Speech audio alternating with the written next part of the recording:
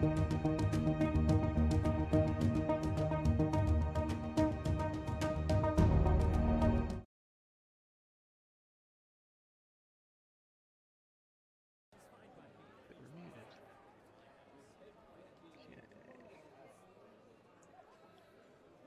be good. Hello, everybody. Welcome to Waterdeep Dragon Heist. Katie's running a little late, but then we'll jump in. Hopefully, you should be able to hear Syrinscape. Can't tell if it's too loud or too quiet, so please, by all means, let me know what you think. If you can hear this guy whisper, Waterdeep Dragon, then that's good. Now, the players can't hear it. We weren't quite able to set it up that way, but you, the viewers, should be able to hear it. So, all right. So last time, the group is in Waterdeep. They own a bar called the Noodle Troll, where it's a bar, and it's got noodles, and it's too quiet. Okay, thank you, Aya. I'm gonna pump this up. Now, it was weird is when I was testing it with them in Zoom, it was too loud. But there, that should be better. Waterdeep. You should be able to hear that dude whisper right there. So, all right, now we're getting into chapter 3. So, it's the next day. We're all fully healed. Excellent. And we'll say it's 10 in the morning. What are you doing at 10 in the morning? Slim's eating one of the leftover owlbear claws from our bakery friends. That's his breakfast. Kuriyami's probably up in her room rehearsing lines with herself in the mirror. And sort of she has a little boudoir with the mirror and like a little desk, and it has all sorts of like jewelry and stuff on it, and it has the little head she carved that looks like an Oni back when they were making a body for Jennifer, sort of set up there. Solaris is probably still in bed. Oh. Alright, Ice is now a bit too loud. Okay, so you're saying this is the next day, like we got a long rest and stuff? You are fully rested, fully healed. Because we need to know for the wonderful little application we got from D&D Beyond. Or HP. Watch. You'll see Solaris' hit points recover instantaneously. Alright. Wow. So, alright, you guys ready for chapter 3? Yes, Heck and yeah. Aya says it's perfect. Alright. I'm kind of worried because The bad part is that ambient noise is a little quiet, and some of the other ones are louder, so I might have to keep doing adjustments. Yeah. So, here we go. Ready for chapter 3? if we like be like a DJ or something.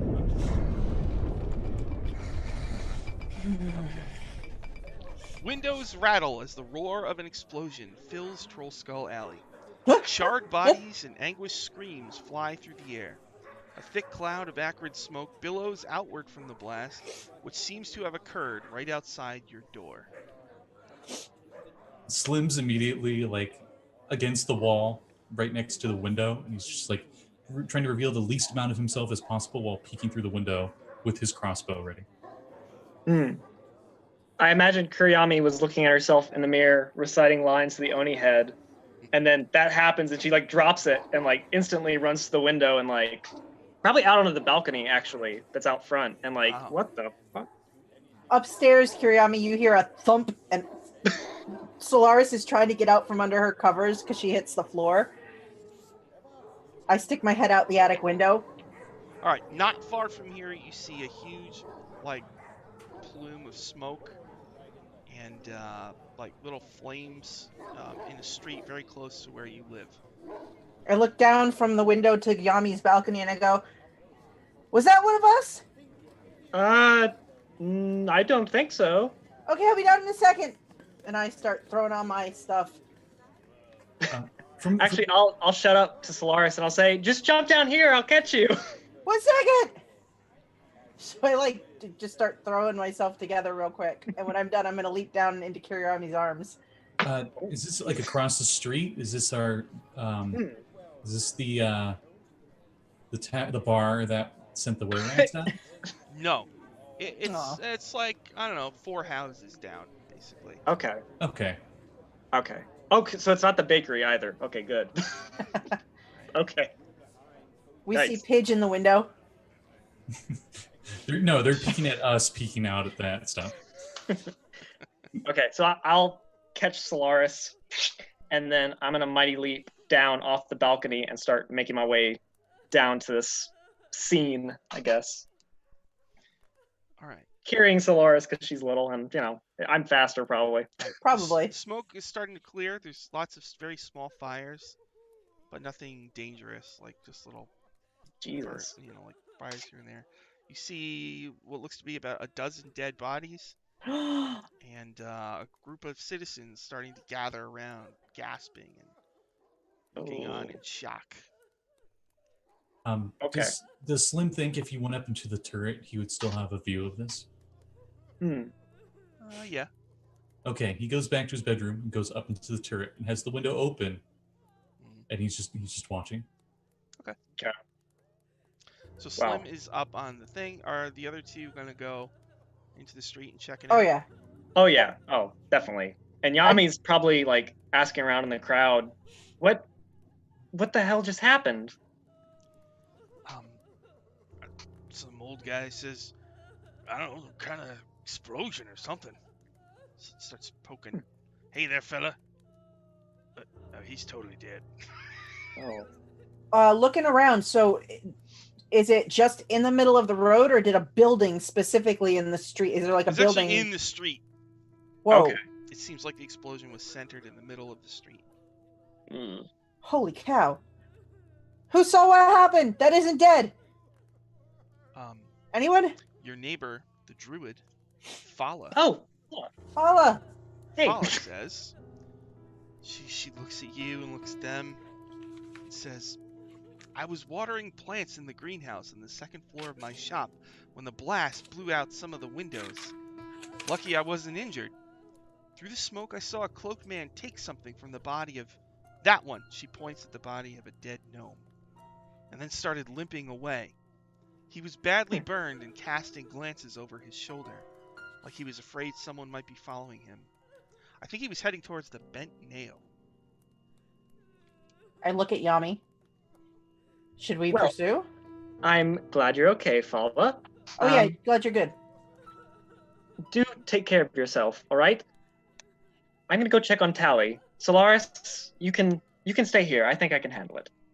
And I'm gonna run to the bent nail to make sure Tally's all right in there. Okay, the second Slim sees you get out of view, he will get out of the turret and probably run out to where you guys are at. And Solaris will try to sneak behind Yami because she wants to follow but doesn't want Yami to know she's following her. Okay, I'll do the same, but to you instead. Oh my god. So you're all leaving the crime scene? Slim tries to stay away from it as far as possible. Alright, so all three of you are going to the bent nail? Apparently. Well, I was gonna go alone, but fine. Okay. You go to the bent nail, and there's some people, outside, what the hell was that? I probably ask if they saw anybody go into the bent nail or have seen anybody sort of shady looking around. The bent nail. Okay, And if I can, if there's windows in the front of the bent nail, I'm probably looking in to make sure things that are all right in there. Tally Fell Branch, the carpenter who runs the bent nail. Yeah. I don't know. I was inside hammering away. I mean, I'm a carpenter. Okay. Ufala said she saw someone come this way. You're all right in there? Yeah. Nope. I lean in towards his ear and I say, "No one holding you hostage? You can tell me." No. No. Okay. How's the set coming along that I asked you about? It's going great. Okay, good. Okay, good to see you're all right, Tally. That's what I was working on. Of course. Okay.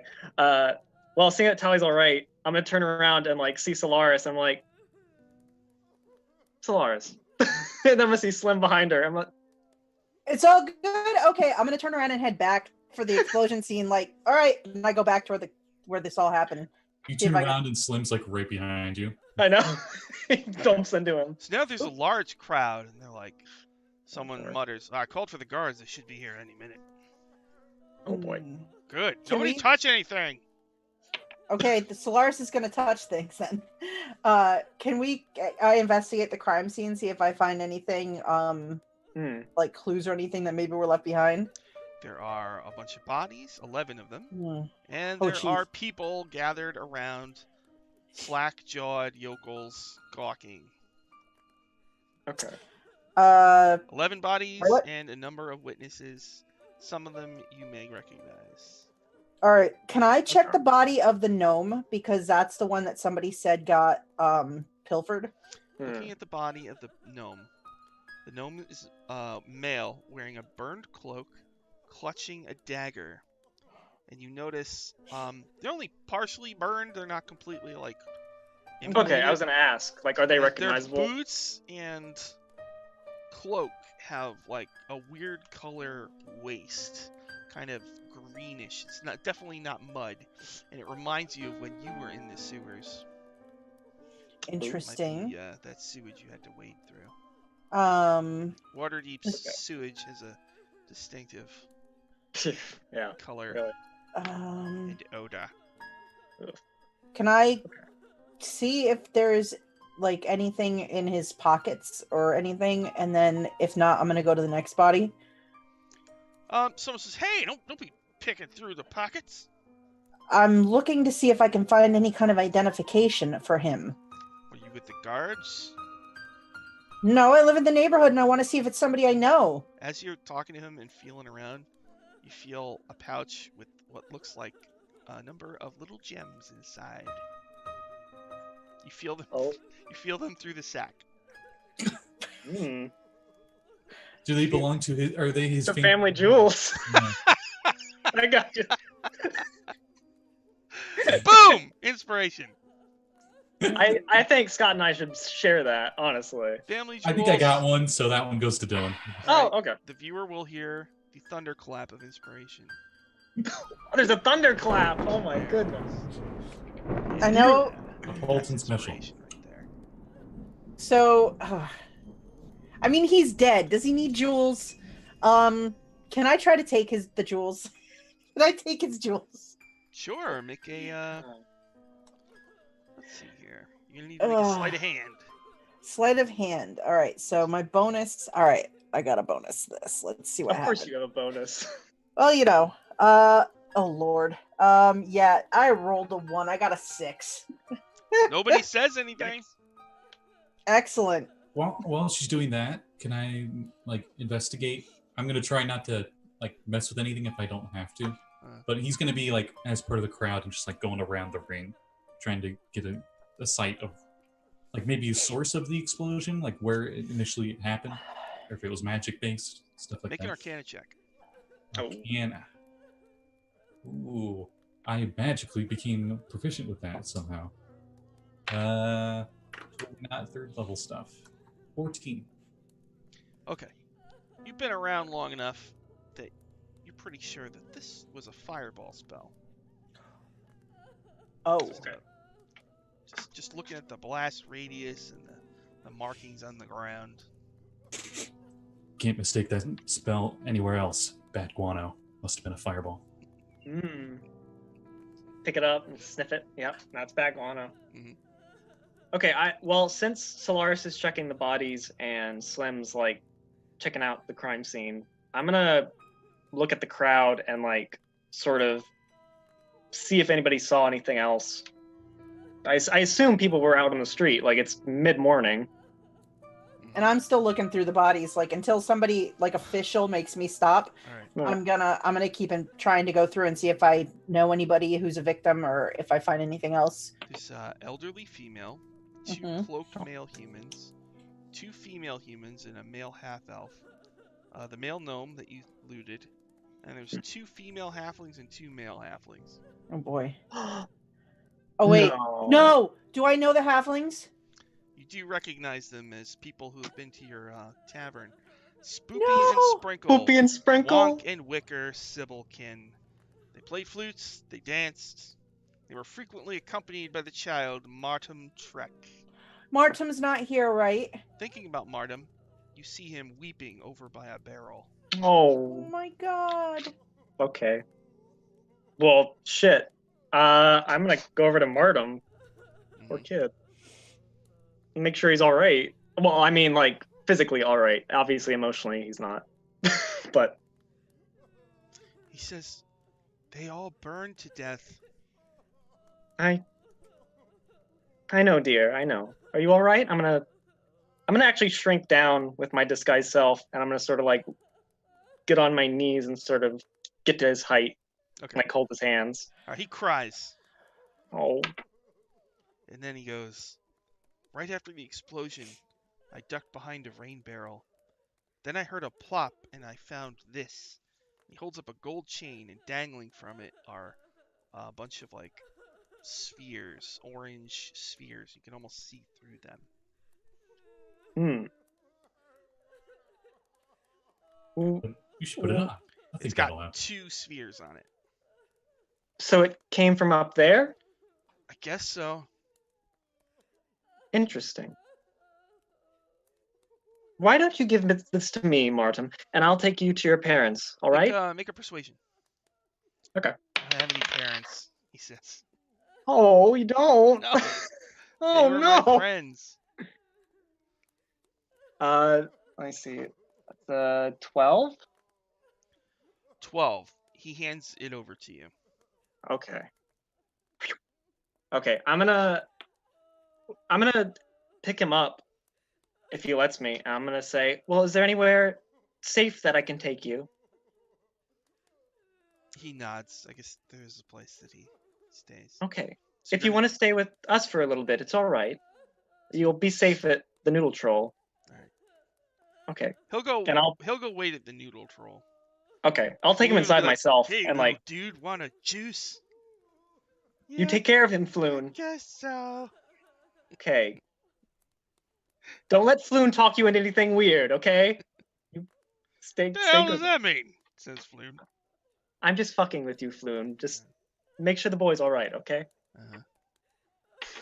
Do I recognize anybody else out of the victims? I'm just gonna go, Solaris. You see her, just she is like frozen at the halflings for a couple of beats, and then she like walks away, like wiping at her face, and is like checking the next. She just wants to look through to see if there's anybody else that she knows. She's not even looking for loot anymore. She's just looking for like identification or anything. Okay. It starts to rain, and the rain extinguishes the rest of the flames. Looking at the bodies, the elderly female, you realize that that's the remains of one of your first customers, Esther Calcitrite. You do not recognize the 2 cloaked male humans. Of course not. You do recognize the 2 female humans and the 1 male half-elf. Well, another of your first customers was people who did errands for nobles. And this is Alice, Marge, and Jack Burrell. They all apparently were caught in the explosion. Are you trying to tell me that Kevin Bacon got cooked? He got fried. Mm-hmm. Oh, they got fried! Oh, no! Kevin Bacon. Poor Kevin Bacon. He did nothing wrong in his life. In the crowd, there's a dame with long black hair, smoking a long cigarette. Another of your customers, Jezrin Hornraven. Did we give her a card for Vincent Trench? Yeah. Oh, we did? Okay. Yeah. Alright. I believe that's one he was like, hey. Oh, that's right. Yeah. Okay. Slim's got an eye for shady people. Anyone here look like they aren't really traumatized or shocked that it happened? Make insight. All right. Totally good at that. 11. Oh. Just a crowd. Okay. Okay. Kuriami probably comes back outside after making sure Martum's set with Floon. Probably tells Floon to get Martum like a drink or something, you know. Nothing alcoholic. No, nothing. Your Kuriami is very clear. And I'll probably sort of push my way to the front of the crowd and make sure, see what Solaris and Slim have found, if anything. Can I make a perception check or investigation check just in general in the area to see if there's anything Solaris might have missed? Mm-hmm. Which one do you want me to do? Perception. Perception. What do I got for perception? All right. Here we go. Ooh, let's roll better than last time. All right, that's a 5. That's another 1 on the Ravnica dice. I'm retiring them and going to the Dragon Heist dice now. I've rolled 2 10s, so at least they're consistent. Yeah, mine's consistent too. I got a 5. Switching dice. All right. Anything else you guys want to do? Do you think if Slim went around and asked or about any connection with the bent nail at all? Because I know you went there, but Asking the people in the crowd. Yeah. Jezrin Hornraven makes eye contact with you. Okay, Slim goes up. She says, "I saw something." What'd you see, miss? I tell you, it was not a man. More like a puppet shaped like a man. A puppet without strings. It was on the rooftop. It hurled something into the crowd below that. Caused the explosion. I saw those halflings burned alive. I saw them. Too On bad the it roof? wasn't my husband. Jeez. Two-timing bastard. At the mention of the roof, Slim looks up at the roof. Any signs of like tiles missing? In the rain, there does not seem to be any signs of anyone up there. Interesting. Only we had an urban ranger. Oh. Yeah, really. You hear up in the distance, you hear people shout, this way, and you know, like, guards are coming, finally. Slim tries to, as best as he can, blend in with the crowd of viewers. Solaris Which ironically might make him look even more suspicious. Yeah, Solaris will stand back from the crime scene once she hears the guards are coming and kind of mingle back in the crowd. Okay. 20 guards show up, led by around a 50-year-old guy with a mustache and a prickly wizard. And they begin to investigate the crime scene. They start telling guards to interview all people who live in the surrounding area, and they start asking questions of people in the crowd. I slip the gnome sack in my boot before they come into the crowd.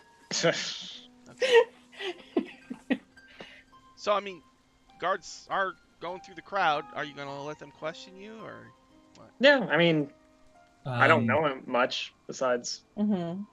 Slim will probably like try to slowly get out of the crowd, but they'll probably get to him before he actually gets out of the crowd. And when they do, he will tell them he believes a fireball went off the spell. Okay, so the whiskery guy. What makes you think it's a fireball? Well, you see, and then he just like goes over the evidence he found. Maybe burn up Backwana or something. Good thinking. He pulls out a pad. What's your name, son? Jim Birick. Make a deception. Right. Jim Birick? Yeah, I just choose 2 letters. Real clever. You can tell because it's real. Yeah. It's a 6, so that was actually pretty accurate. You rolled a 6. Oh yeah, where are you from, Jim Birick? Where do you live? Oh, yeah, I was just walking around town, sudden in the early morning, just pass it by. Well, I mean, where do you live? And he's already got like a cold sweat going. It's awful sweaty in the rain. Most people don't sweat in the rain.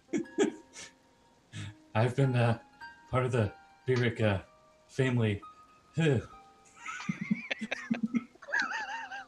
He, case you can't tell, Christmas is Dumpstat. Barnabas, come on over here. He calls over the wizard guy. Barnabas.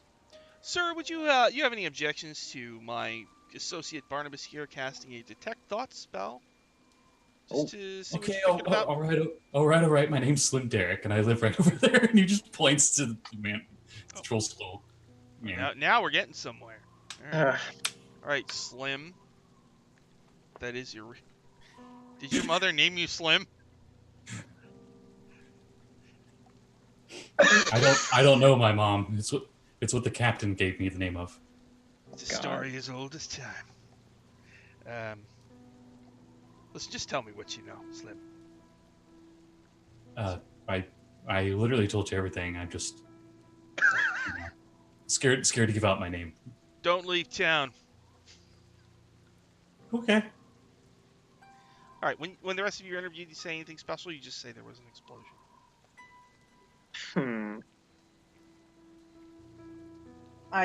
Solaris would say there was an explosion, and she would identify the halflings like they were friends. Oh, yeah. Okay. Yes, they were. Well, they'll tell you. All right. Well, leave it to us. Things like this happen in Waterdeep quite often. Is this part of that gang war that's been going around? Do you think? Gang? The Xanathar and the Zentarum, is it? Make like a persuasion or something. Oh, okay. Oh, holy shit.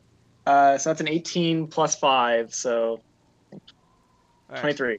The guard saith, looks you up and down. This is what these two look like, by the way. I don't know how well you can see that, but Ooh, Oh, he actually has a little notebook. Okay. that's nice. he like, I've never seen a lady like you before. He says, listen, There's only one lady like me. apparently. Hmm.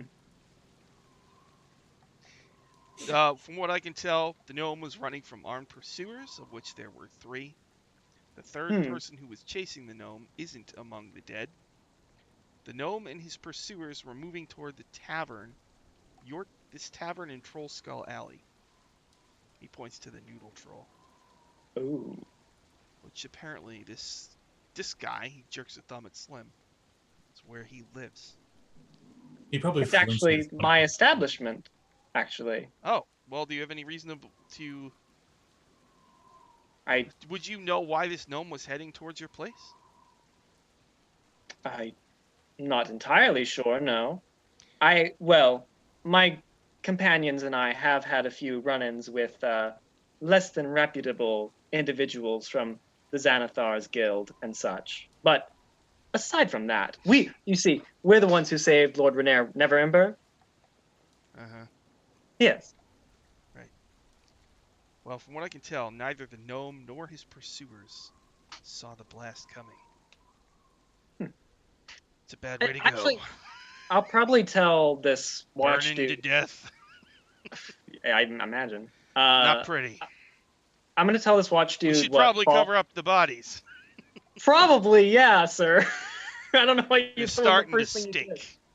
Oh. God.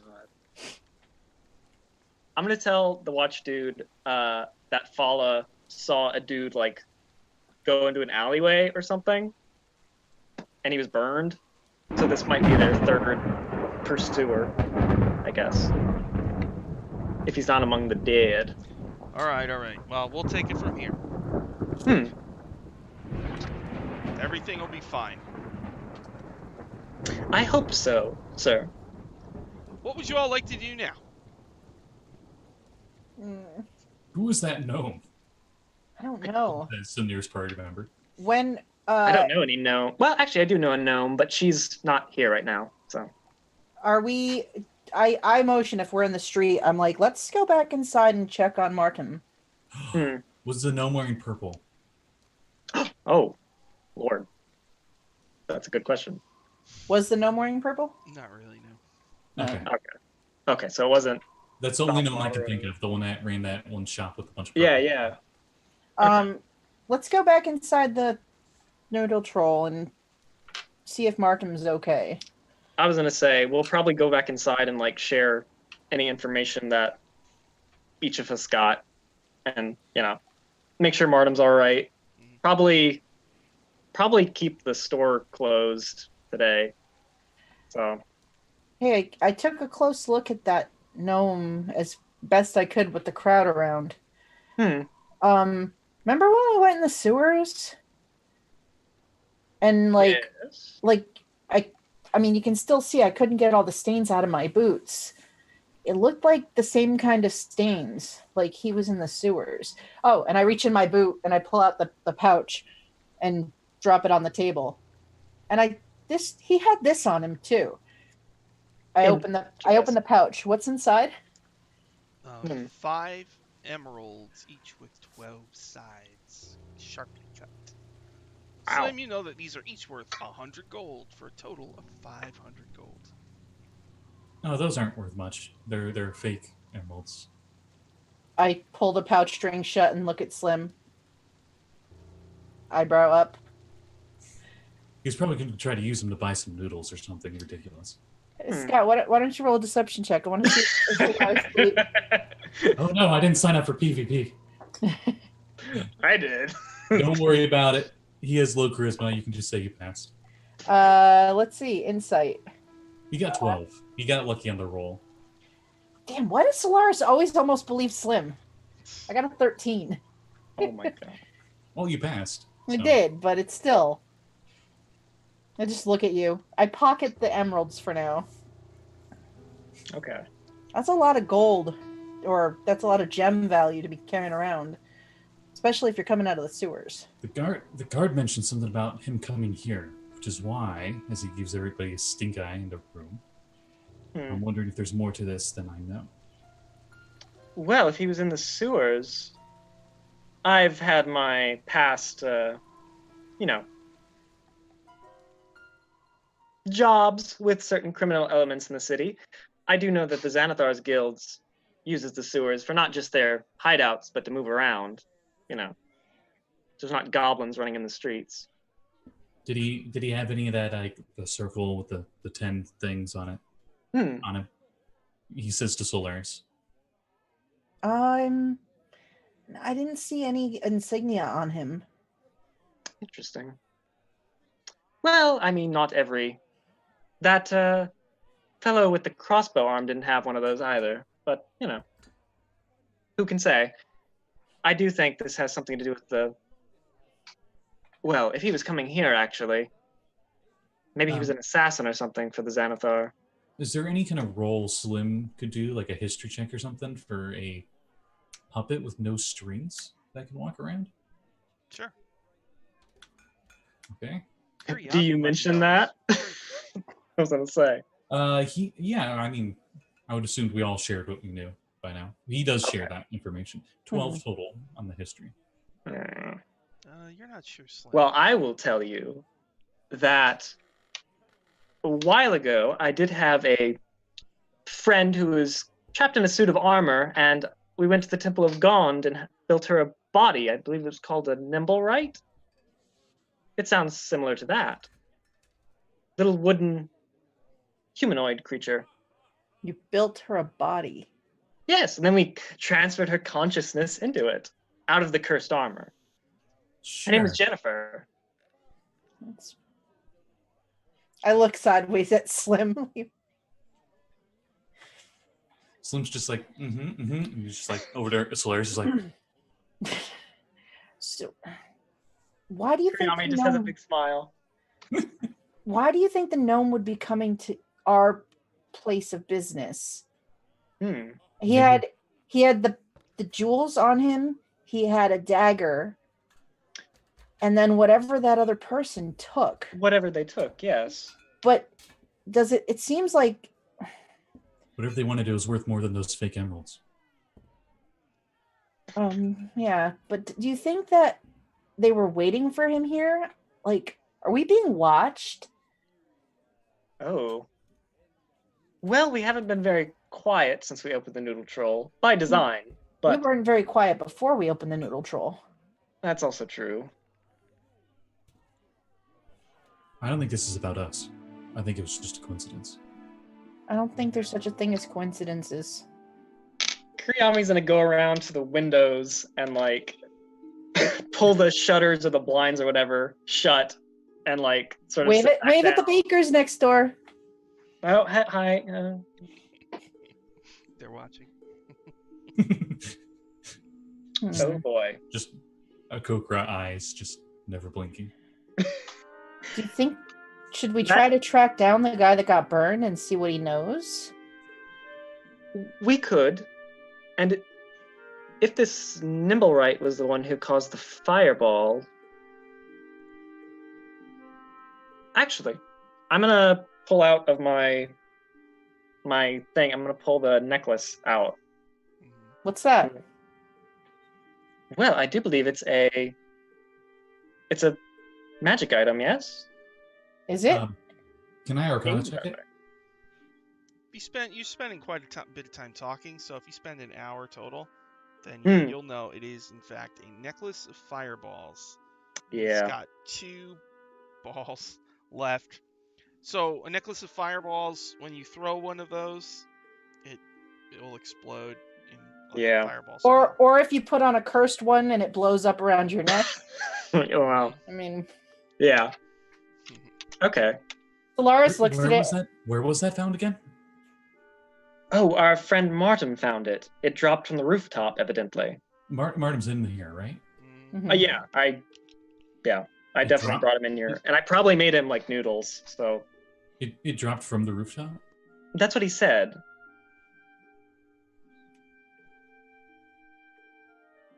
So here's the breakdown of the scene. Everybody's walking around in the street, right? And then there's a little puppet with no strings is up there, and it's got that, as he points to the necklace. It throws down one of the spheres, but why did it drop the rest of the necklace? Did it drop it in a hurry when it was trying to flee? Which way would Perhaps it was trying to get rid of the evidence. And Slim's like walking back, like pacing, while he's doing this little investigative talk. Pull out my bulletin board and my red string. What roof did Martin say? Like, whose roof was he on? Which house? Which alley did I find Martin in, by the way? That is a good question. He was just a few buildings down. It looks like it was a residential building. Okay. There's a barrel of water outside of it, and the necklace fell right into it. Okay. Interesting. I don't know. What do you guys think we should do? Well, we could check the rooftop for signs. We could go to the Temple of Gond and ask around there. I'm sure they know a lot about Nimblewrights. We could try to track down the owner of this necklace. If it is the Nimblewright, we might be able to... I'm sure there's some sort of spell or something that we could use to track it back. Slim peeks outside. How's the scene out there right now? Pretty died down. The guards got everybody leaving or something? Yeah, there's a whole bunch of guards. They're taping off the scene. And, like, any Griffin guys on the roof? No. Oh, okay. Surprised the Griffins didn't see anything. As Slim's looking out the window. They are rather omnipresent, aren't they? Well. I mean, I guess if this little mechanical person is the one that blew people up, maybe, I don't know, that might be the best person to start with. It's not a person, though. Somebody told it to do it. Well, then we find the person that told it to do it. If we figure out, maybe if we figure out who told it to do it, I mean, in my limited experience with Nimblewrights, Jennifer had her own sense of self. So she was an individual. She had free thought? Yes. I believe she was a halfling before she died. Oh, halflings. You see Solaris hide her face. Oh. I'm gonna pat Solaris. I know. We should wait for the scenes to die down, and maybe we should try to see if we can find anything up on the roof. I mean, I think it's either follow the person who blew them up or try to find the person who got away. I don't know what else we can do. I know what we could do. What's the... We could get an expert as he looks over at the detective's house. Oh, Or that's office. true. I have been meaning to speak with Mr. Trench. Actually, with this little incident, I think it's time I did something I've been thinking about for a while. What's that? Well, I was thinking about getting our business partners together here in Troll Skull Alley and making sure that something like Mr. Froon's little display at our opening night doesn't happen again. A business association, let's say. That sounds like a good idea. And perhaps we could talk to Mr. Trench and anyone else who shows up. What are you going to do with that? Points at the necklace. Well, The guards did have a mage with them. That's true. And I told them it was a firewall. It was clear that it was for magical means. We have the evidence on us. Oh. What does that make us look like? That's a good point. Oh no, and Slim, they know that you live here and they were coming here. They know all of us live here. Oh, we should get rid of the necklace, or at least get out of Dodge. I'm going to go outside and give them the necklace. I mean, we could always go to Skullport. We might have a better chance there. That is true. Skullport is rough and tumble town. Spoilers, no, we don't. It's a nice place. I don't know what you're saying. Yami, what if we just leave it in an alley for them to know that somebody might find it and blow somebody else up? Yeah, no, bad idea. I know. I mean, Martin found it. He could have blown himself up. Oh boy. You do whatever you think's right, Yami. All right. Yeah, I'll go outside and I'll tell the guard, the dude I was talking to, I'll give it to him and I'll tell him that. All right. Well, as you're leaving, yeah, like as you open the door to leave, someone's coming in. It's somebody you recognize. Oh boy. It's Renair Neverember, son of Lord Neverember. I hear on just the wooden floor steps in the inn, just like and Solaris is just there. I was going to say, she pushes Yami aside. Oh. Renair, hi. Are you all right? I heard about the explosion. We're okay. None of us got hurt. We lost some friends, and she looks down at the floorboards. I'm so sorry. He puts a hand on your shoulder. Thank you. Can you tell me what happened? I look at Yami. I sit down, just sort of plop myself in a bar stool, and I cross my arms, and I say, well, from what the guards told us, and from what we put together, there were 3 men pursuing a little gnome. So you tell him the whole thing. Yeah, and there was the Nimblewright and yada yada, fireball. As you continue talking, his eyes get wider and wider. And when you're done, he says, when the lords of Waterdeep ousted my father, I thought his long dark shadow was finally gone for good. The truth is, I want nothing to do with him. But his spies hound me. One of them, a gnome named Dalakar, had been watching me for months. Then, about 10 days ago, the spy was suddenly nowhere to be seen. My father didn't trust many people, but he trusted that gnome. I spoke to a few of Dalakar's friends. Apparently he was on a special mission to retrieve something called the Stone of Galore, and I'm afraid that the Zentrum and the Xanathar Guild were close to catching him. When he heard about my kidnapping, he wanted more information about the adventurers who had rescued me. I think Dalakar was planning to pay you to deliver the Stone of Galore to my father in Neverwinter. Interesting. Hi, Inwills. Why would the Xanathar in the Thank you. Well, why would they want a stone? That's why they kidnapped you and Floon, isn't it? Here comes a dramatic drum hit for Inwills. I don't know. That wasn't much of a hit. Who's the guy whispering Waterdeep Dragon Heist? There we go. Thank you. That's So- why they kidnapped you and Floon, isn't it, Renair? They were going to ask you about this stone.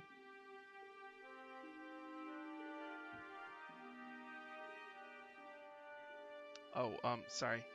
I had a feeling it was Syrinscape or something.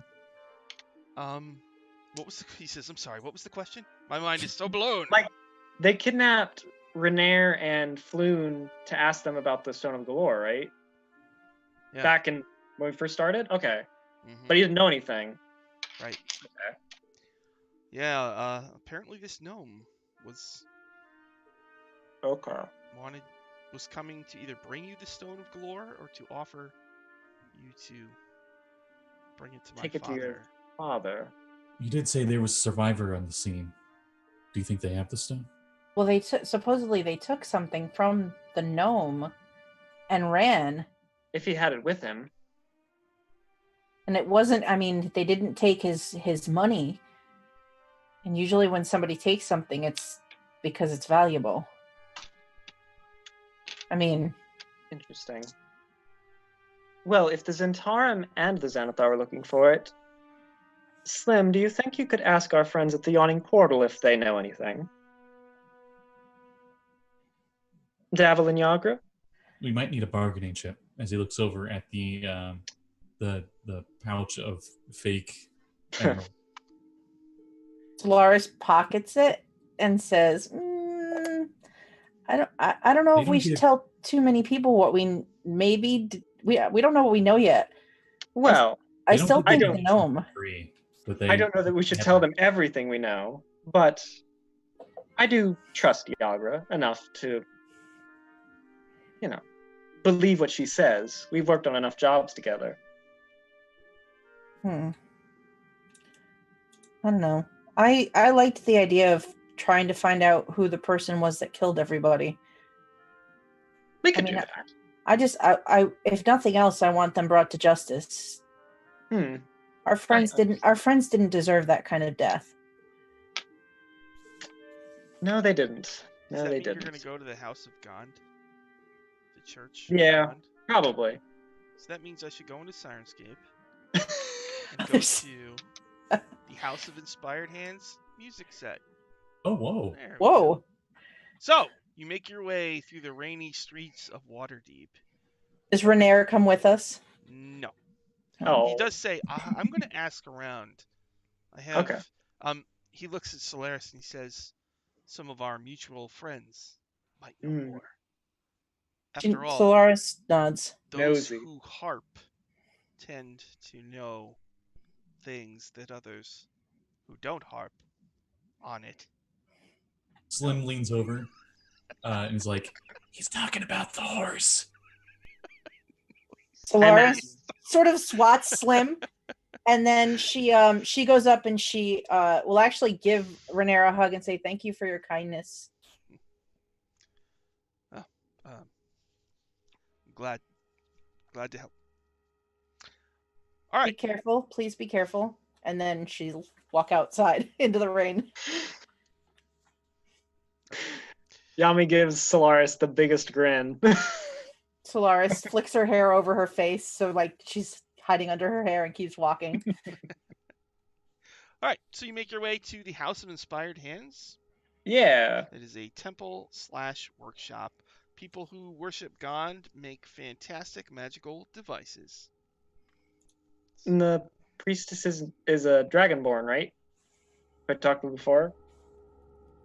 That's right. Wow, you remember that. Yeah.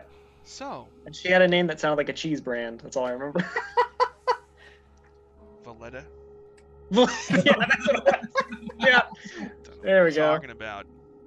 The House of Inspired Hands looks like a cross between a temple and a workshop. The symbol of Gond, a toothed cog with 4 spokes, is displayed prominently. You see the silhouette of a humanoid shape perched on the rooftop. It extends an arm, releasing a tiny metal sparrow into the sky. The bird does a few loops in the air, and then veers right towards you. Everybody roll initiative. Oh, hell. Oh, all right. Well, that bird's not going to be in the air for long. No, Waterdeep. I did not. Dragon eyes. 13. Oh, I gotta write that down. Slim got a 13. I got an What? 8. About 8 for Yami.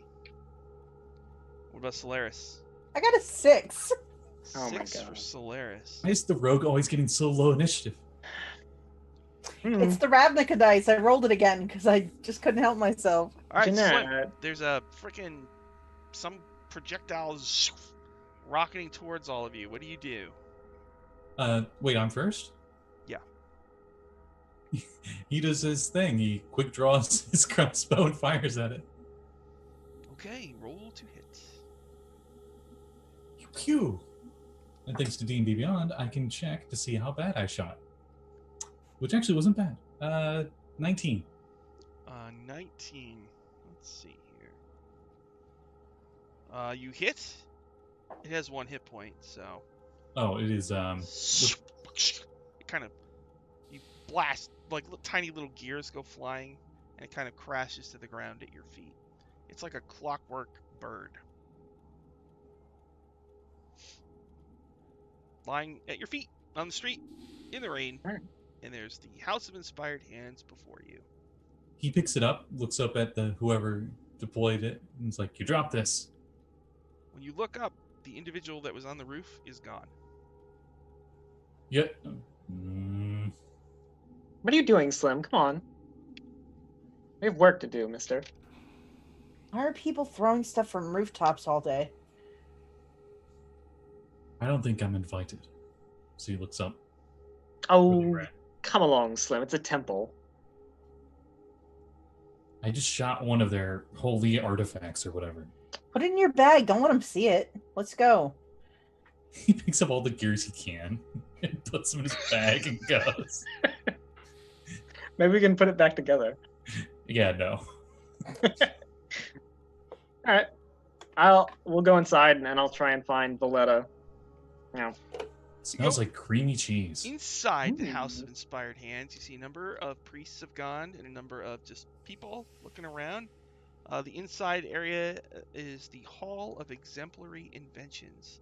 There are a number of things on display in here.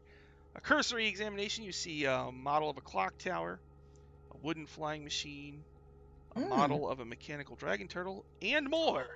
Oh. And nearby, you see a dragonborn priest with bronze scales who turns and looks at Yami and recognizes her from episodes of Dungeon Academy that occurred before this campaign took place. Yeah. Holy crap, it's canon. She walks over. Greetings. Welcome to the Church of Gond. Hi. You know about nimble rights, yes? Yes. Well, there's been a little incident, and we wanted to see if you know anything, Valletta. And I'll tell her, evidently someone saw a nimble right throw a fireball, basically.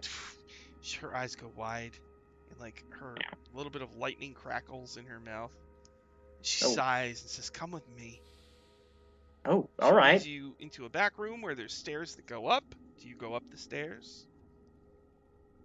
Slim looks around suspiciously for possible escape routes. Can I insight her before I go up? Yeah, sure. Okay. It's not awful, I guess. 14? A 14. Yeah, and she looks annoyed, but not at you. Okay. I mean, I guess, yeah, sure. All right. I'll go up. Leads you up to it looks like a door that leads to an attic area, but there's a lock on it, and it's like gleaming in copper. And she sighs and says, "Put a new lock on the door." She says, "Come on, let us in." She bangs on the door. What's in there? A nimble right. He's been making things. Oh. We're taking away your tools. Can any of you get this door open? She says. I mean, I could give it a go. You want to try to pick the lock? Sure. All right. I would. Got a DC right here. Oh boy. All right, so I have to roll with my thieves tools, so it's with dexterity, but because I have expertise, I get to add my proficiency bonus twice.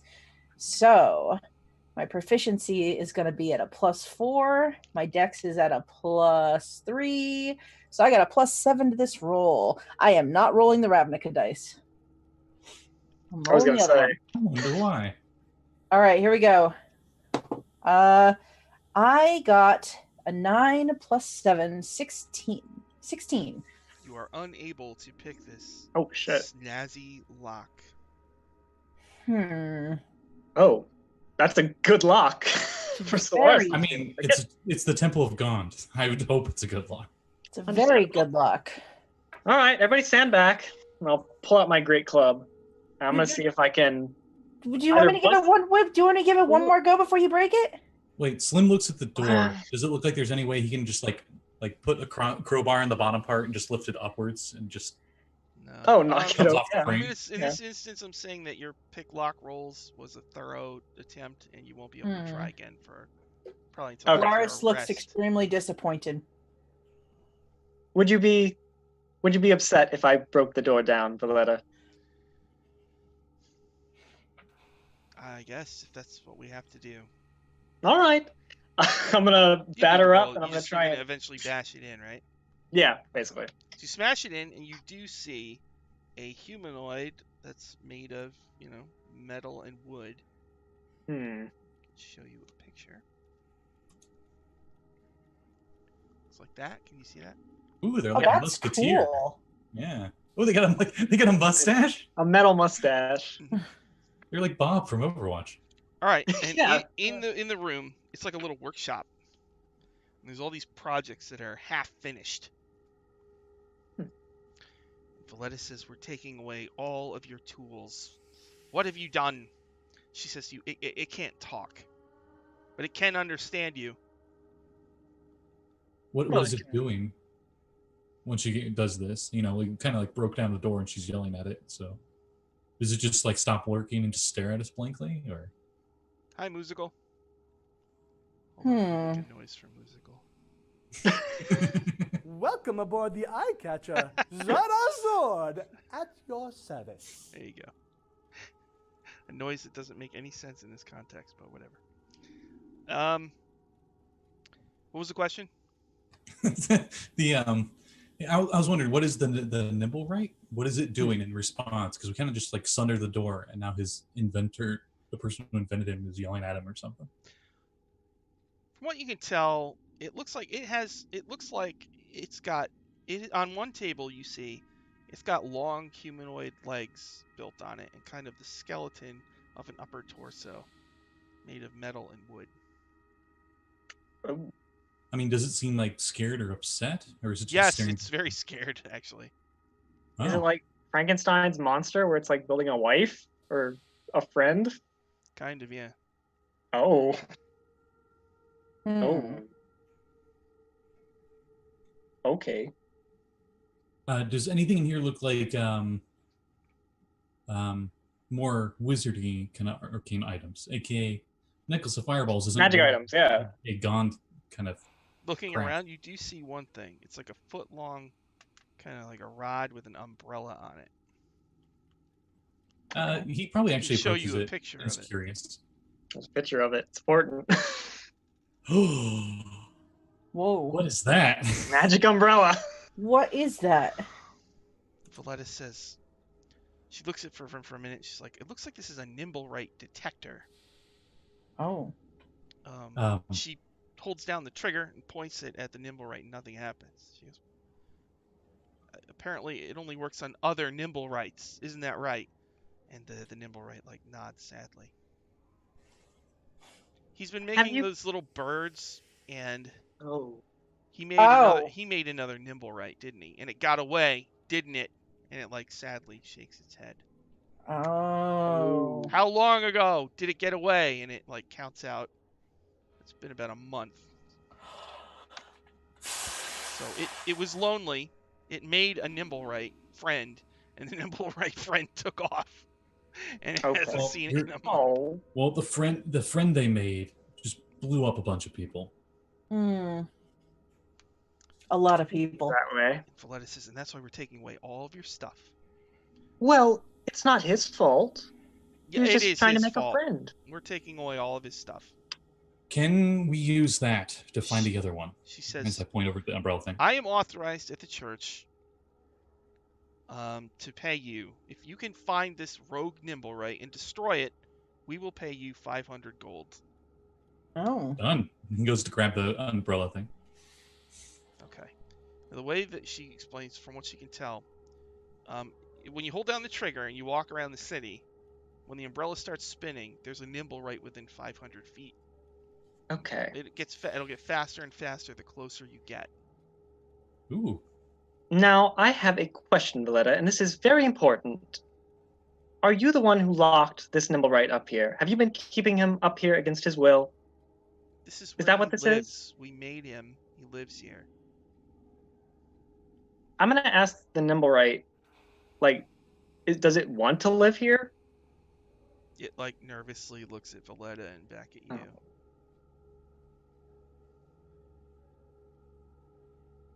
Don't do it. How would you like to come live with me, Mr. Nimblewright? This is one of our wondrous inventions, a celebration of the greatness of God. I'm going to put my finger up to Valletta. I'm going to say, I didn't ask you, Valletta. It's I one of asked. our inventions. It's not going anywhere.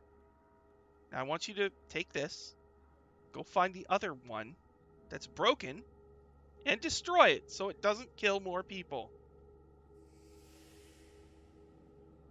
I squint my eyes at her, and I sort of brush my tusk, and I look over at the Nimblewright, and I give him a little surreptitious wink. And I'm like, all right, let's go. She says 500 gold. I heard the price. That's very good. All right. Your friend dropped this as I put the gears and what's left of that little raven clockwork thing on the floor and leave. She sighs, frustrated. So, you have a Nimblewright detector. There's a Nimblewright somewhere in the city of Waterdeep that apparently threw a fireball that killed somebody who was trying to either bring the Stone of Galore to you or to recruit you to deliver the Stone of Galore somewhere. So, you have the Nimblewright detector. What would you like to do? Are you guys fine if I add it to my inventory? Sure. Yeah, you can keep it. Okay. Well, when we're outside, Kuriyami will probably tell Solaris and Slim, we have to help that poor Nimblewright. Like I said, they have desires. They're not just something you can keep cooped up in a temple. It obviously wants friends. I think we should find its friend Hmm. and let them get complacent, because right now that lady knows you want to let the other one go. And then when they're not paying as close attention to us, we can see about letting him go. And we'll be 500 gold pieces richer. And so pissing them off after we get paid is a better deal. You make a good point. You make a very good point. Well, All do you right. think we should start at the where the crime scene and go from there? I mean, how long has it been since the fireball, Sean? 2 hours? Okay. 2 or 3? Oh, So, 2 hours. They could have gotten a long way from the crime scene. and where are we now, Sean? Where is this temple? I believe it's in the castle ward. Most of the temples are. It's in the Sea Ward, on the Oh. corner Oh. of Sea Watch Street and Shark Street. Okay, so we're down by like the docks. Okay. Someone's just gonna have like the detector out and just hold down the trigger Yeah. the whole time while we're walking. Yeah, I suppose we'll just. So Troll Skull Alley is like on the north side of the city, right? Mm-hmm. And okay, Yeah, it's in the North Ward. okay. So if we start down here where the temple is by the sea, like we can walk just like south to north through the city, and we'll be home by night. So that works out. So you want to start in Southern Ward and work our way around and back home? So Southern Dock and whatever the next one is. If we just work our way through the city, we'll eventually find this thing if it's gone to ground here. Okay. So yeah, let's go down to the Southern Gate and just work our way up. And just make a big loop. If this detector actually works. I mean, if not, we just get to see the whole city. That's true. I know some pretty good places we could go. Oh, wow. You have a poster map. That's awesome, Scott. Yeah, it's in the back of the book. Oh. Well. Yeah, so let's start at the Southern Gate, and then we'll just go ward by ward. All right. Okay, so we're starting down here, all the way down here. Yeah. I mean, might as well since we're close. And Troll Skull is like way up here somewhere. It's in the North Ward, up in the upper right of the map somewhere. This is the C Ward. Yeah. There's the North Ward. Ooh. All right. It has all the roads and stuff. I just wanted to scale so that way everybody knew. All right. So you're gonna go ward to ward and and see what we night find. head home if you haven't found it yet. Yeah. So you walk through the city holding out your nimble right. Hours go by, no luck. But then at night, as you're heading home, and you get near the bent nail, it starts to spin. God damn it, Tally. Wait, he said he was a carpenter, right? It's made of wood. I know. I was thinking the same thing. We could have just come right home. Solaris is kind of like. Oh gosh. All right, let's pay Tally a visit. Well, as you start to approach the bent nail, it spins a little less. Oh no! The detector seems to be pointing you towards a specific, a particular manor or villa. What? Okay, start heading that way. It's pretty near your house. Well, of course, it has to be a neighbor that's up to something. The bakery, I knew it. It is nighttime. I'm going to put a map of it up on the screen. Oh boy. Okay. Let's see. There we go. It's got, out by the street, there's a wall and a gate, and you can see through the iron gate. And the gate says that this place is called Gralhund Villa. And your umbrella is spinning pretty frickin' fast as you get close to it. It's nighttime, so that means I need to go to Gralhund Villa. Nighttime. There we go. And there are people out in the street nearby. Some of them like, that's a pretty neat spinny thing you got there. Yeah, it's all the rage back in Baldur's Gate. You dramatically realize that your umbrella is pointing you towards this villa. Yeah. There's a dramatic D&D drum hit. There you go. Okay. So there are two buildings inside the wall, it looks like?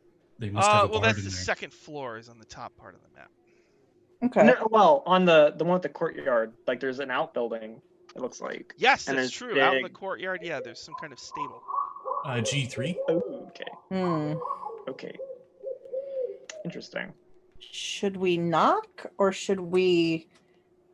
Well, if. Should we knock?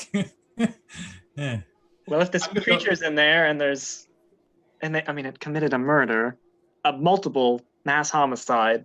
I don't know that we should knock. Right now there are in the street you're in. There's pedestrians and coaches traveling along. The estate is enclosed by 12-foot high stone walls. Yeah. Okay. Nothing at the top of the walls? No spikes or anything? Spikes? No. Okay. But the walls do look a little tricky to climb. Oh man, that'd be a shame if I didn't. I wish I could just had something, and he's just spinning around a grapple hook on a rope. I just need to get over these walls. Maybe we should go around back and see if there's less foot traffic. That is a good point. And Solaris, Mm-hmm. well, with your hair and my everything, we are a little noticeable. You know. You make a good point. I make myself look like a 5'5" human man. I probably do the same, like nondescript brown hair, stubble, like the video game protagonist that's in every video game. I think Solaris makes herself look exactly like Yami, so we look like twins. Oh, we're twins. Twinsies. Slim's just like, you'll never know. No headband. Wow. You're unrecognizable. Holy crap. All right, there are people walking by. Stealth check to the back. I was gonna say we should probably like wait until there's a lull, and then be stealthy and try and get inside. All right, so you wait for a bit, and yeah, there is a moment where the streets are clear, and you're gonna try to climb the 12-foot high stone wall. Around the back. You guys thinking near the stable around the back? Yeah, probably. You're gonna go around the back. The stable has these double doors with a padlock on them. Oh. Padlock, you say? Hmm. Can I try to pick the padlock? Pick the padlock. Yeah, sure. Less noticeable than climbing the wall, I guess. All right. So +7 to this. Here we go, guys. Solaris trying to redeem herself for an earlier lock incident. Which dice? You using the Ravnica ones again? No, but I got a 10 total. Oh. You quietly try to pick the padlock, but it is an unsuccessful attempt. All right. Over the wall, then? Over the wall, then. And he just throws the grapple over. Door. Over the wall, then. Now, are you doing over the wall in the back end where the stable is, or in the front end? Where the stable is. Okay. Preferably closer to the stable on that back wall than the house. Okay. Yes. Yeah. All right. Okay, so each of you make an athletics check. Boy. So, Solaris, what'd you get? Well, good question. A 10. 10 is not good. What about Slim? No, 8. wait. You have one grappling hook and one rope, right? Yeah. All right, so who's going first? Let's do it like that. I think Solaris would have tried to go All first. right, so Solaris tries, but falls to the street after in just a few feet. It's like gym class. Like the grappling hook falls off, slides off. Oh my god. Slim, you didn't get it on there tight enough. You gotta get it. Like it's got a hook. Wedged, yeah. No, see, I got it. See, and he throws it up there. And he has his 8 athletics, so probably just does the same thing, but worse. All right. How tall is the wall? 12 feet tall? Here, you do it. He hands it to Yami. Yeah, Yami, you try. I got a 13. Wow. Again, the hook slips off. The stone is God. wet. It rained during the day, so it's fucking wet stone. Where the hell is entropy at a time like this? I got an idea. How did you work on a ship? You don't know how to throw a freaking rope. I've never had to throw it at a stone wall before. That's a fair point. That is fair. He takes the grapple hook, has it on a crossbow bolt, and he uses one of his arcane shots, the divine shot thing. So it or seeking arrow. So it's like a guiding arrow, crossbow, grapple hook, I guess. What are you shooting it at? The top of the wall to make sure it's secure. He's gonna waste one for that. Okay. All right, so you have advantage to make your check. Who wants to climb? Slim will climb. He thinks he's confident. All right, go ahead. Watch him fail miserably. Ooh, okay. 17? Oh. Yep. Uh, I'm gonna say you all are able to get over at this point. okay. Okay, thank you. Well, I think part of it is I think with a rope you would have a 5. I think normally. So Oh, right, but I All mean right. climbing these walls is a DC 15. damn, I I- need 2 more. So Shit. all right. All right. So you finally you climb over the walls and you're in the dark courtyard. You see there's a stable to your right and a manor to your left. A little path there in the courtyard. All right. The 3 of you are there. You have broken into somebody's estate. And the little nimble Compound. right thing is still like moving, right? It's even faster now, yeah. Oh Hmm. God. It's When pointing I towards the move it- house Oh, the more house. than the stable. Okay. Yeah. Okay. Are there Are the lights any on in the Yeah, are house? there any lights on? Yeah. Oh You God. actually hear a bit of commotion coming from inside. Oh. Any of the windows open? Oh. But Boy. then you realize you're not alone in this courtyard. Of course, we're not alone. Of course not. And you see approaching you slowly is 3 creatures like made of shadow with purple outlines and glowing red eyes. One is the form of a humanoid male, and there are 2 shadowy dogs. Solaris Growling. says under her breath, Heads She's- lowered. she says, I think we should have fucking knocked.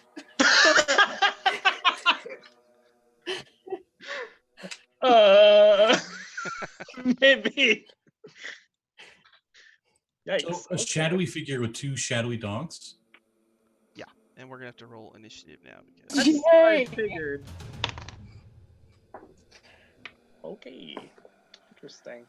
Oh, God. 14 for Slim. in the chat, if you can, let me know if my shadow's attack noise is too low or too high.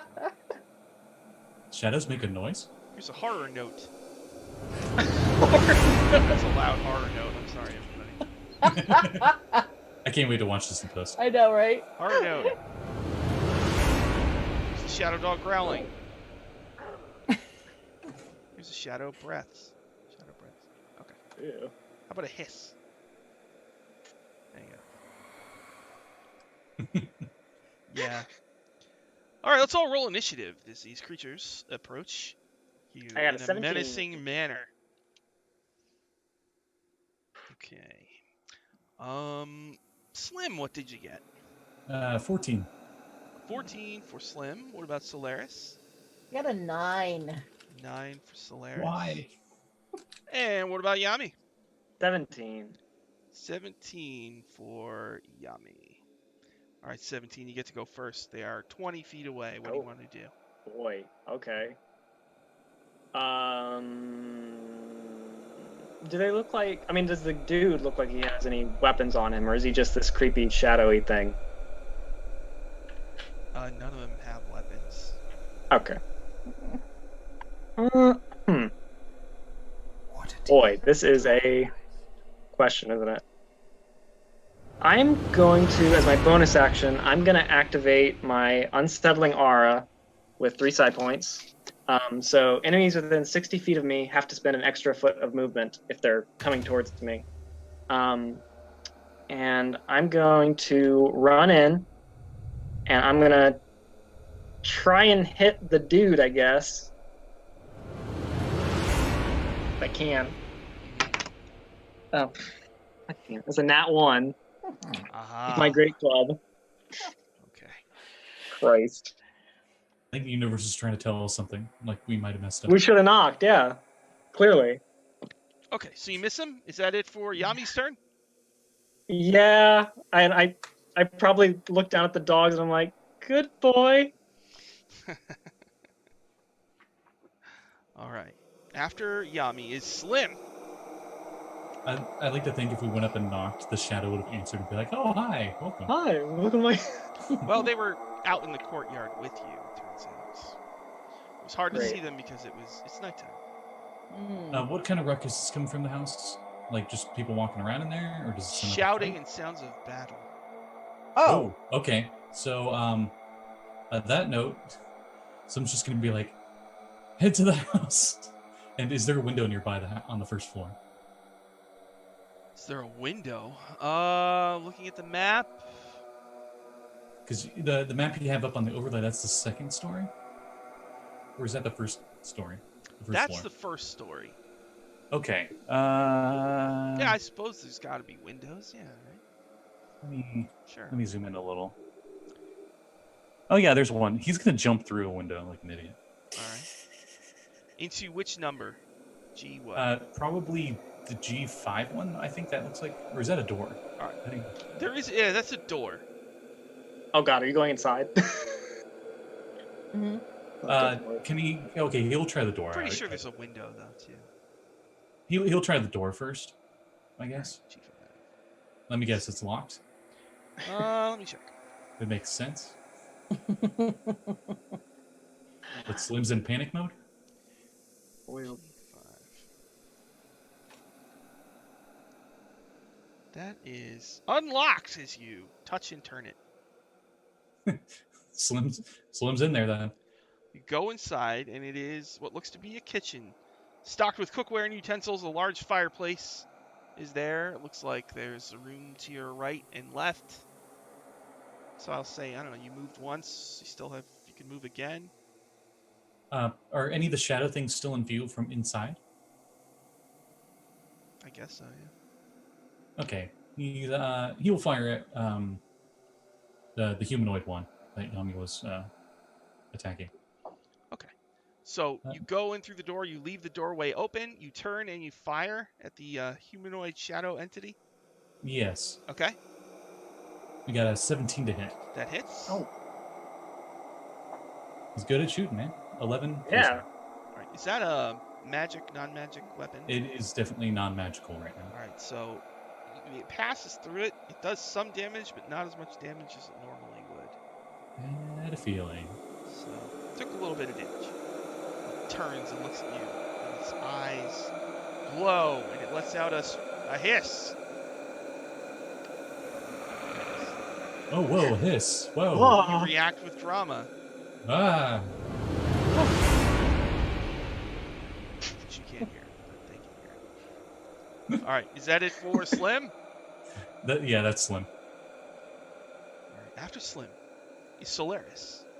Ooh, I get to do something. Wait a minute. Yami was supposed to go. She went first. Yami I did. went Yeah. that one. She swung at it in that one. Solaris, your turn.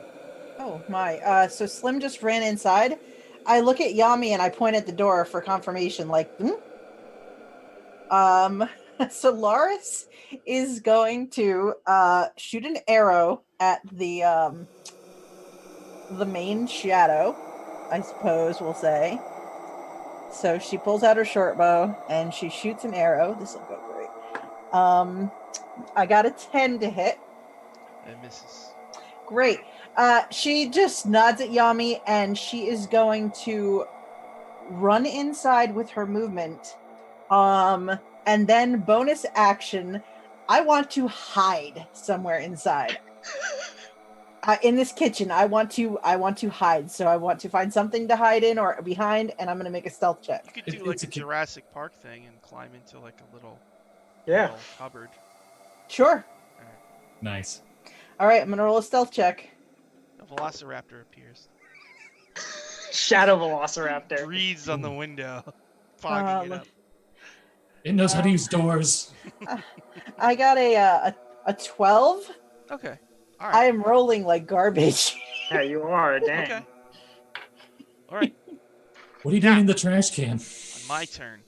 Slim and Solaris have run into the building, leaving Kuriyami alone in the courtyard with all three creatures. Oh, Yami, we Their love you. glowing red eyes flare as they surround you. Oh. The dogs, like, bite at you. None of them try to go after us? No. No.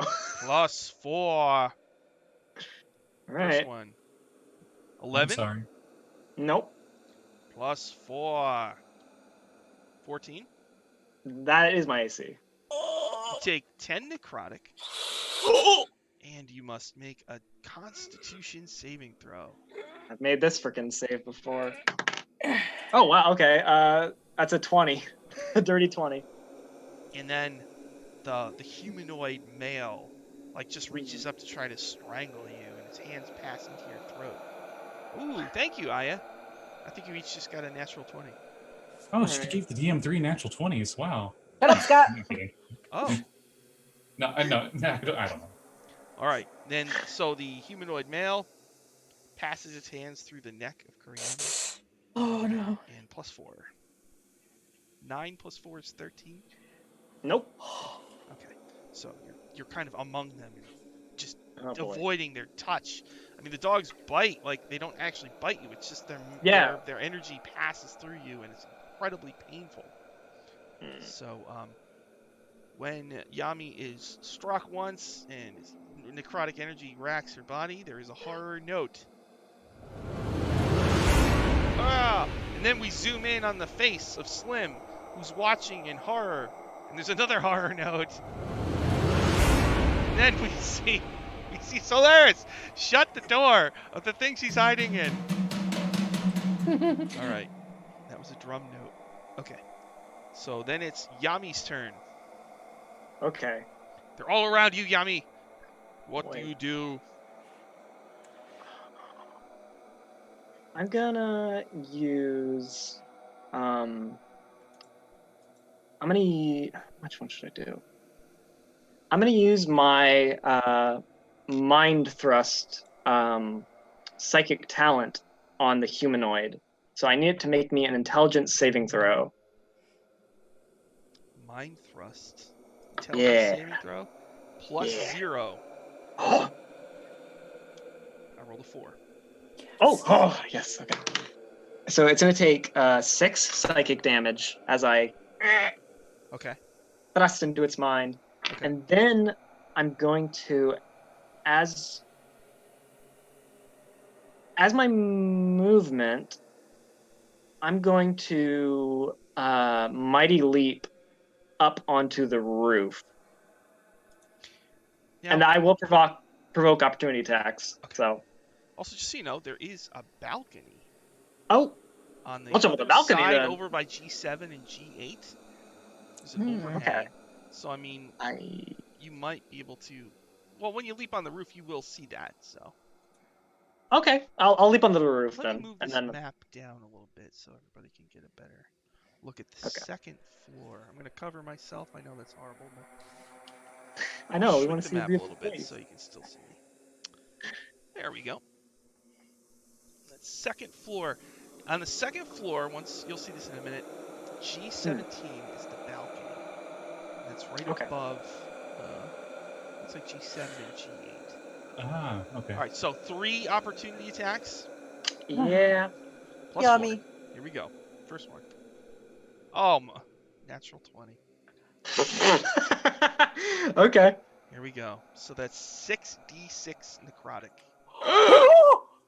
Oh, a 1, 3, 6. We're halfway there.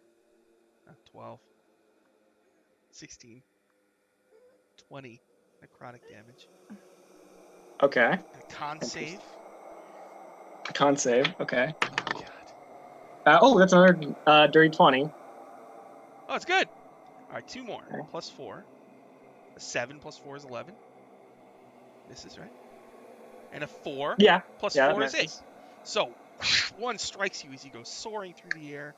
You land safely on the roof. Okay. That was just your move, right? And I used my action for the mind thrust. jump. So, So, and yeah. actually, when I use since I'm an immortal mystic, when I spend psi points, I can heal for the amount of psi points I spend. Mhm. So I gain 2 hit points, and I now have 1 hit point. Whoa. Wow. Yeah. And then I gain 2 temp HP as a mystic again on top of that. So Waterdeep Don't dragon. spend that all in one hit. I know. Holy shit. All right. Is that it for Yami? Yep. All right. Slim! You saw Yami just shoot into the air. It's gone. And all 3 of the entities like turn their red glowing eyes and look at you. You're in the kitchen. They're out in the courtyard. The door is open. Your trusty ally Solaris just climbed into like a metal cabinet What would you like to do? He's at the door, I think. Okay. He slams the door shut. Uh-huh. Start. You slam the door shut. Okay. And he'll probably go in the room to the left, G6. G6. All right, Where let's see. are What you is that? going? Away from the door! Yummy's outside. No, she's not. She flew away. She doesn't fly. Wait, does she fly? She went straight up. What? Let's see. You did her jump thing, all right? Why didn't she do that to get over the wall? Wait, why didn't she do that? You burst into what looks like a pantry lined with shelves containing dry foodstuffs, spices, folded tablecloths, and jars of preserve. You see casks of water, ale, and wine stored here as well. But the first thing that you notice is what looks like 2 dead bodies. 2 people have been stabbed to death. An older male human and a younger male halfling. And they each has a pool of blood underneath them, and they have multiple stab wounds in their chests. Okay, he was having that argument with the door open, and he didn't look inside yet, and he looked inside, saw that, and shut the door, and immediately goes over to G7.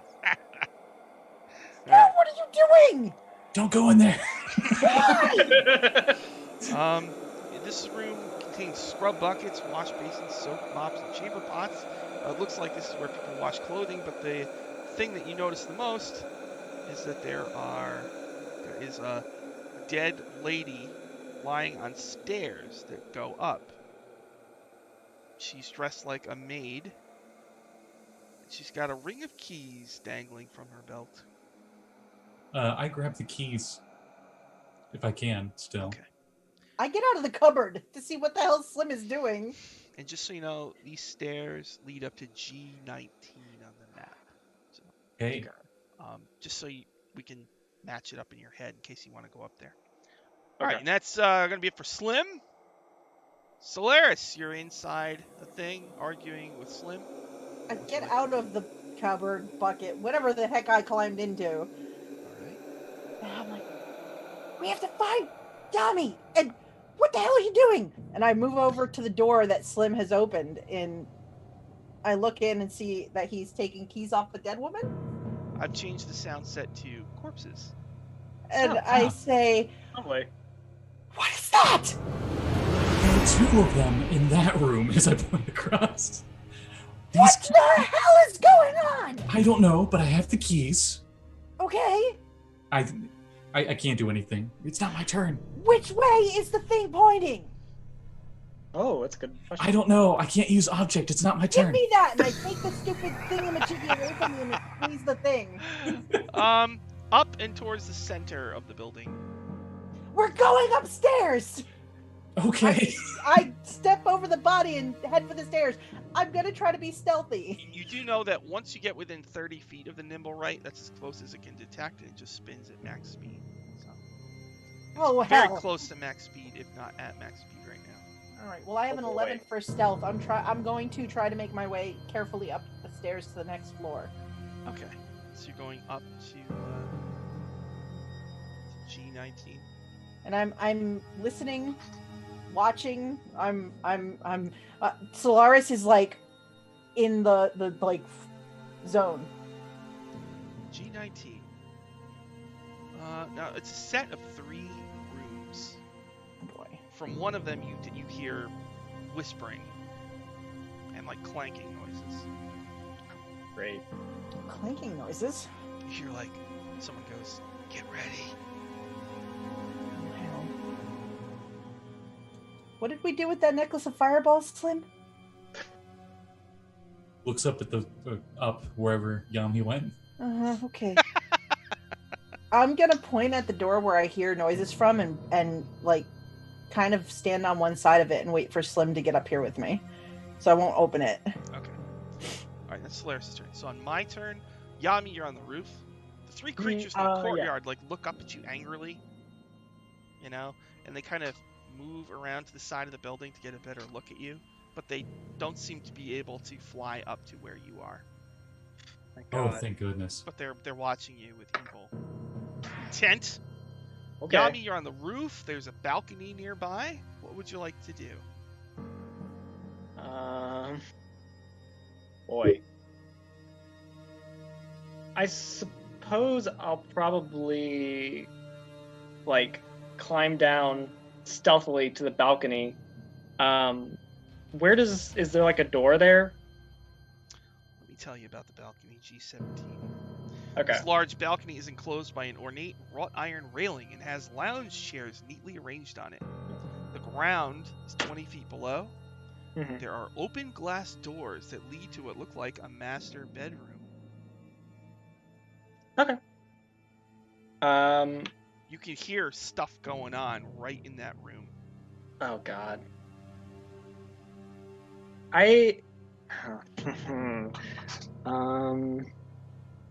Christ.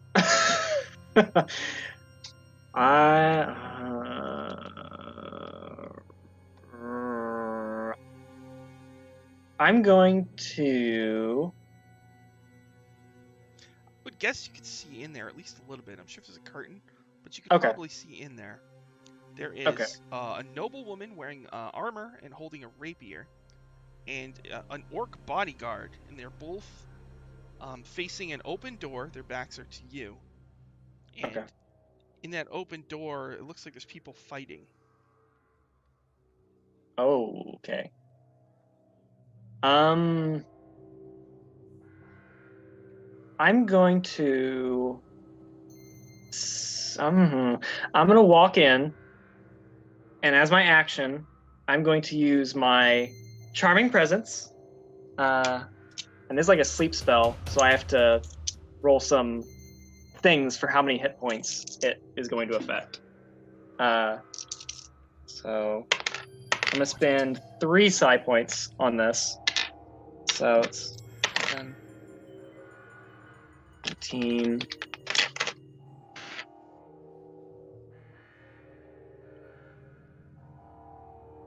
So it's going to affect 29 hit points worth of creatures in this room. I'm going to walk in, and as many creatures in this room as I can get in that 29 hit points are charmed by me when I walk in. And I say, "What's going on in here? I'm here to help." So wait, there's a sleep and a charm? Well, it's like the sleep spell in that you roll Okay. things for hit points, but it charms you instead. Okay. So 29 hit points, and it starts with Yeah. the creature with the lowest hit points, right? Yes. So the woman has to make a save, or it just happens. Let me see. If it's like the sleep spell, there's no save. There's no save. Nope, it's just hit points. All right, let me Wow, show you what that's- the woman looks like. That's really powerful. Holy crap. Okay. She's wearing armor, though, so it's a little different. Okay. Let's see here. There she is. See that noble lady there? Okay. And Not I bad can show looking. you what the orc looks like. Oh, excellent.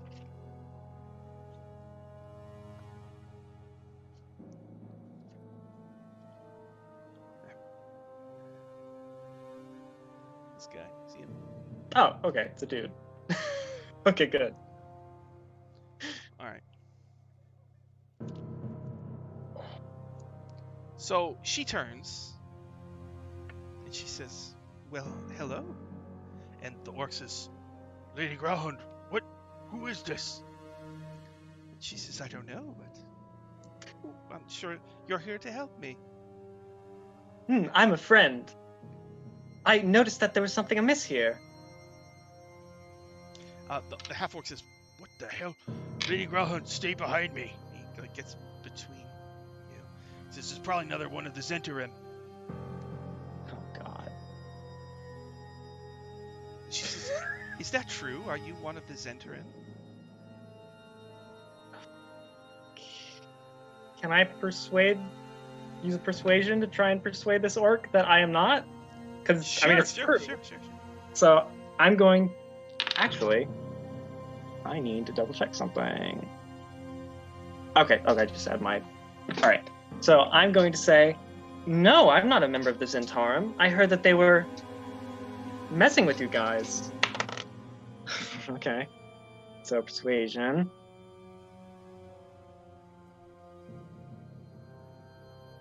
It's a 12. Oh. So, Lady, it's another one of the assassins. Stay back. You're not getting it either. All right. So that was Yami's turn, right? okay. So Slim, you are gonna go up next to Solaris in the building, where apparently there's a door and there's a bunch of people behind it. And one of them said, "All right, let's get ready. Get ready."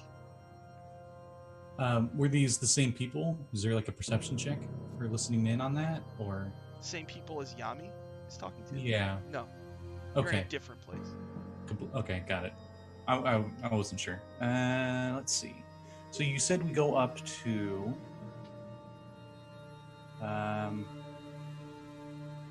G19, you said?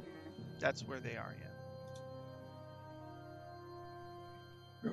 The top of the stairs is G19? Yeah. G19. It's all of the rooms at the top of the stairs. Yep.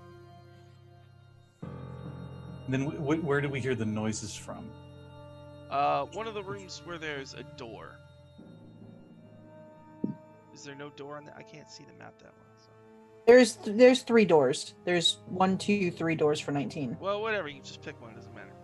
Okay, yeah, I pick one. The one that I heard the noise coming from. Uh-huh. But I prepare my crossbow. Uh-huh. And I just peek it open a crack. Okay, you're peeking open the door. G19. All right, your door starts to open. You see a bunch of people in there, and they're make like a dex.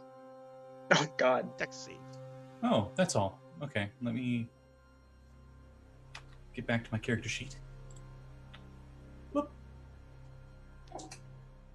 Oh, that was really good. 9. Ooh, okay. So Not rolling as well. you open it a little bit, somebody with a kitchen knife like stabs at you. I mean, God, rolls a 19. he was gonna ready an attack. You gotta say it. All right, you So took 1 damage as they slice you.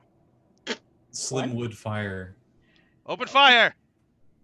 God. Another 9. Oh. Alright. Hold on, let me I look almost nat one. Let me look, everybody, at commoner stats. I'm pretty sure that misses. Unless the Good DM Lord. decides they're really undexed. You did miss. Look at that. You got a 9. That's good. All right. So your shot misses its mark, and you can kind of see more as you had to open the door a bit to shoot. And it's 9 servants, maids, butlers, cleaners, that kind of thing. And they've all got pots, pans, and just any kind of item that they could use. It's almost like they're in the middle of a zombie apocalypse and they have makeshift weapons, you know. But they all huddled and they're nervous and they look at you and they say, "Who are you?" And that's where we'll stop for today. Oh We'll pick it no! up next time. Let me drum hit. Horror note. That's one way to hit on Slim. So, Solaris and Slim are in one section of the building. Looks like they ran into some scared servants. Meanwhile, Yami is alone with apparently Lady Gralhund and her guard. Oh And boy. he's charmed Lady Gralhund, but her guard is not having it. And there seems to be a battle occurring just outside of her room. Fun.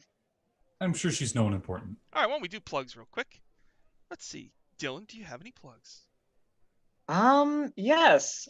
So Thursdays at 1 p.m. Eastern Time on the Greyhawk channel, I'm in Sean's Secrets of Castle Greyhawk game, where we're exploring Castle Greyhawk, D&D's original mega dungeon.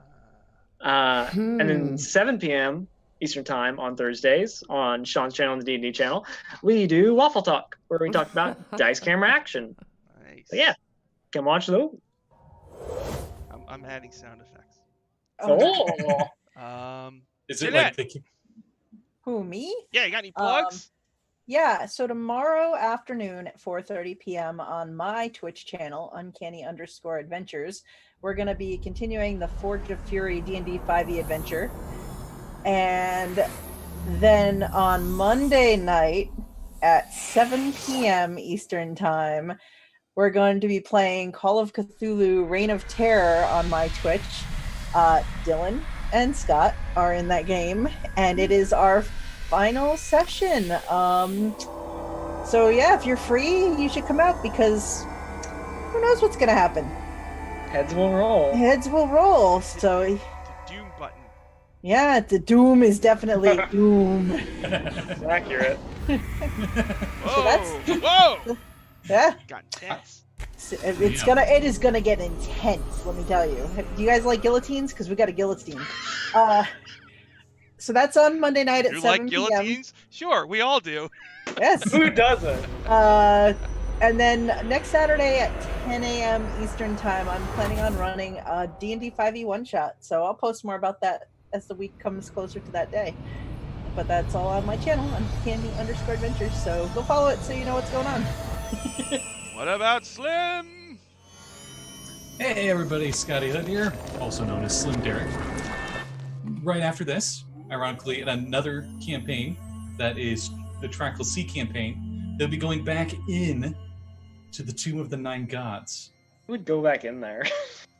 They're going to kill Mr. Fox because Mr. Ew. Fox sent one their certain tiefling to the abyss, and they're back with a vengeance. So we'll see how that goes tonight at 7 o'clock Eastern Standard Time on my Twitch channel, which is the same as my Twitter down there. I'm playing epic space music for you. Nice, thanks. What about me? I don't know. Hey everybody, about guess you? what's going to happen in a very short period of time on this channel at 6:30? We're going to be playing a game called Hell's Rebels, a D&D 5th edition campaign where I've converted a Pathfinder adventure path using the 5th edition rules.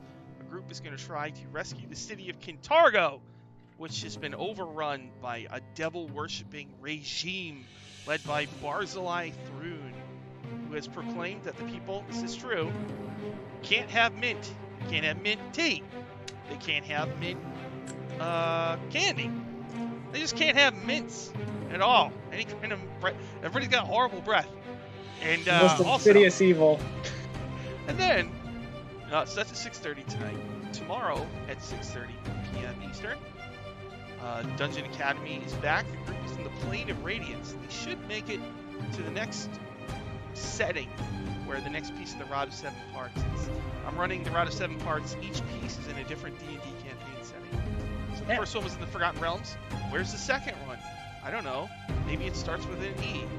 Maybe it rhymes with Oh, Baron. Keberon. interesting. Hey, what's this? A special thing? Apparently tomorrow night at 8:30 p.m. Eastern on the Greyhawk channel, I'm going to be a guest star on Return to Greyhawk, the number 2. That's on the Greyhawk channel, and that was run by, usually it's run by Shane, but I think Danny is running that one. So, and I'm playing a special, I guess a special NPC, I think. I actually wanted to run my idea for a character, which is Clown Bard, who's like 50 years old, has a drinking problem. He's not really a clown anymore, but he still has to do clown stuff because it's the only way he knows how to cast his spells. And he's never been the same since his monkey sidekick committed suicide. So yeah, maybe someday I'll get to run this character, who's probably named Frothy the Bard. Does he have to like honk his nose like? Yes, he has to do all that stuff, and he hates it. And he hates kids too. All right, I'm gonna hit the stop streaming button. And also, I know nobody cares about this except me, but when I use XSplit, it's at like 100%. My computer is like barely hanging on. With OBS, it is at 11.7%, and I'm using more programs. It's crazy. So, thank you everybody for watching. We'll be back next week. See you then. Bye.